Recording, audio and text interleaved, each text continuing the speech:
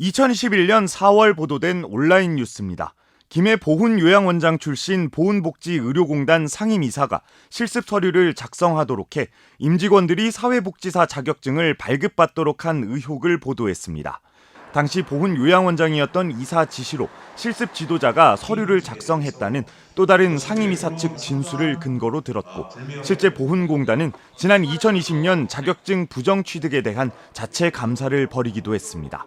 하지만 당시 해당 상임이사의 의혹은 입증되지 못한 것으로 알려졌고, 이 상임이사도 그런 사실이 없다며 허위 보도로 인한 명예훼손으로 기자 박모 씨에게 형사 고소와 5천만 원의 손해배상 소송을 제기했습니다. 이를 수사한 경찰은 일부 간부가 실제 징계를 받아 허위 보도로 보기 어렵다며 무혐의 처리했고, 검찰도 사건을 종결했습니다.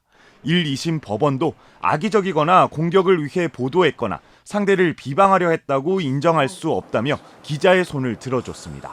하지만 상임이사는 불복해 끝까지 항소했고, 대법원은 2심 판단에 문제가 없다며 기각했습니다.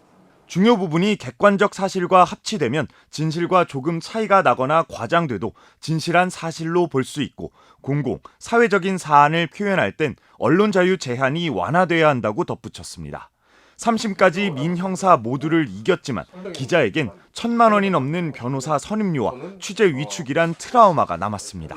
결국에는 1심도 2심도 3심도 승소를 했지만은 승자도 없고 또 패자도 없는 그런 굉장히 소모적이면서도 비생산적인 어떤 그러한 시간을 보낸 것 같아서, 전문가들은 언론의 자유가 보장되지 않으면 고유 기능인 권력 감시 기능이 위축될 수밖에 없고, 시민들의 정보 접근도 제한돼 민주주의가 후퇴할 수밖에 없다고 지적합니다. 모든 문제를 다 법으로, 사법기관으로 간다는 것은 저는 바람직하지 않다고 보고요. 해결이 되지 않을 경우는 언론중재위원회 같은 그런 역할을 통해서 문제들을 해결할 수 있도록 접근하는 것이 좋지 않을까. 국경 없는 기자회가 발표하는 대한민국의 세계 언론 자유 지수는 지난해 47위에서 올해 62위로 떨어지며 문제 있음 구간에 속하게 됐습니다. MBC 뉴스 황구선입니다.